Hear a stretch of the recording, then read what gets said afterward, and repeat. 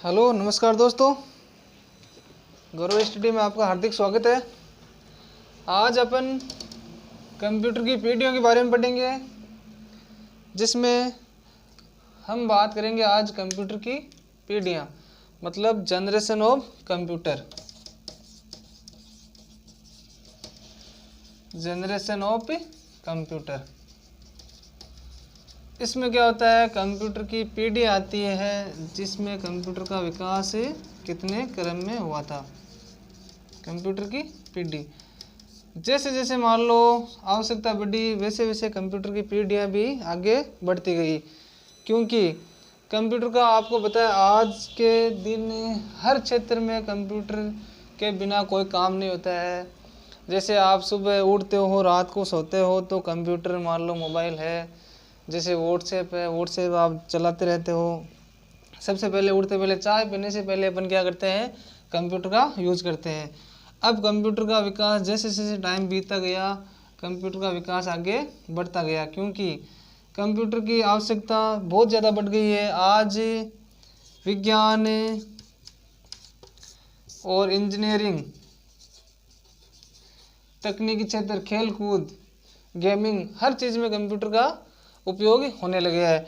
तो कंप्यूटर का विकास कितनी पीढ़ी में हुआ था, 5 पीढ़ियों में। कितने में, 5 पीढ़ियों में, जिसमें सबसे पहले थी प्रथम पीढ़ी। कौन सी, प्रथम पीढ़ी। इस पीढ़ी के कंप्यूटर क्या होते थे, आकार में बड़े होते थे। आकार कितना होता था, बड़ा। आकार कैसा, बड़ा। प्रथम पीढ़ी के कंप्यूटर का आकार कैसा होता था, बड़ा होता था। और प्रथम पीढ़ी चली थी 1942 से 1955 तक।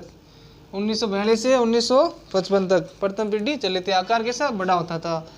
प्रथम पीढ़ी में सप्लाई या लाइट के लिए, पावर के लिए वैक्यूम ट्यूब का उपयोग होता था। किसका, वैक्यूम ट्यूब का उपयोग होता था। यह वैक्यूम ट्यूब इतनी बड़ी थी जिसके कारण कंप्यूटर का आकार बड़ा होने लगा था। मतलब बहुत बड़ी थी, आकार कम से कम एक जैसे प्लॉट होते हैं बड़े आकार में, उतना उतना बड़ा कंप्यूटर का आकार होता था। इसमें एक साथ बहुत सारे यूजर काम करते थे। ये सारा का सारा आकार बड़ा होने का कारण था वैक्यूम ट्यूब। और एक वैक्यूम ट्यूब के एक कारण और एक कमी और थी, इसकी गति क्या थी, धीमी। गति क्या थी, स्पीड क्या थी, धीमी। स्पीड धीमी थी इसकी, और आकार बड़ा हो गया। वैक्यूम ट्यूब का उपयोग होता था। अब वैक्यूम ट्यूब, इसका आकार बड़ा होने के कारण गर्मी भी बहुत ज़्यादा, गर्म क्या होती थी, गर्म भी बहुत ज़्यादा होती थी। गर्म होने के कारण हीट जनरेट होती तो आपको पता है स्पीड कम होती। स्पीड कम होने के कारण क्या हो गया, टाइम भी ज़्यादा लगता था। तो प्रथम पीढ़ी आपको समझ में आ गई, 1942 से 55 तक आई थी। आकार कंप्यूटर का बड़ा होता था, कंप्यूटर में वैक्यूम ट्यूब का उपयोग होता था, गति क्या होती थी, धीमे होती थी। ये थी प्रथम पीढ़ी। इस प्रथम पीढ़ी के कंप्यूटर के एग्जाम्पल है, एक तो हो गया NE1। कौन सा हो गया, NE1। एक हो गया 802। ये दो कंप्यूटर थे, एग्जाम्पल बता रहा हूँ मैं, ये प्रथम पीढ़ी के कंप्यूटर थे। अब आगे जैसे जैसे आवश्यकता बढ़ी, वैसे वैसे कंप्यूटर का विकास होता गया। तो सेकंड में आती है सेकंड जनरेशन या दूसरी पीढ़ी। दूसरी पीढ़ी आई थी 1955 से 1964 तक। सेकंड पीढ़ी है ना, द्वितीय पीढ़ी। इस पीढ़ी में क्या हो गया, जो काम वैक्यूम ट्यूब का होता था वो काम ट्रांजिस्टर से होने लगा। किससे, ट्रांजिस्टर से। जो काम वैक्यूम ट्यूब का था, सारा का सारा काम कौन करता था, ट्रांजिस्टर। ट्रांजिस्टर का आकार क्या था, छोटा। आकार कैसा था, छोटा। आकार छोटा होने के कारण ये क्या, गर्म भी क्या होता था, कम होता था। गर्म क्या होता था, कम। गर्म कम होता था, ट्रांजिस्टर का आकार छोटा हो गया। आकार छोटा होने के कारण कंप्यूटर का आकार भी क्या हो गया, छोटा। कंप्यूटर का आकार भी क्या हो गया, छोटा।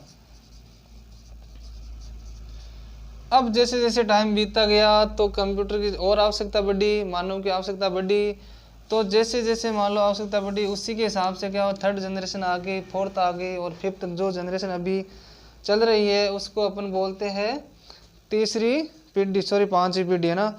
इस चौथी पीढ़ी है ना, इसमें जो सेकंड पीढ़ी है इसमें ट्रांजिस्टर उपयोग होता था, और ट्रांजिस्टर का उपयोग सारा का सारा जो काम था वो वैक्यूम ट्यूब का जो काम था, किसका, वैक्यूम ट्यूब का, वो सारा का सारा कौन करता था, ट्रांजिस्टर। अब आती है सेकंड जनरेशन के बाद में तीसरी पीढ़ी। तीसरी पीढ़ी में क्या होता है, ट्रांजिस्टर का जो काम था वो ट्रांजिस्टर का काम आईसी करने लगा, कौन, आईसी। तीसरी पीढ़ी चली थी 1964 से 1975 तक, है ना, कौन सी, थर्ड जनरेशन।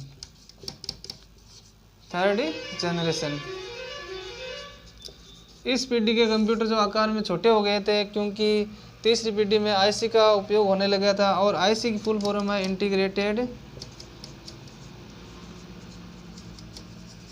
सर्किट। आईसी की फुल फॉर्म है इंटीग्रेटेड सर्किट। 1964 से 75 के बीच में चला था ये जो पीढ़ी।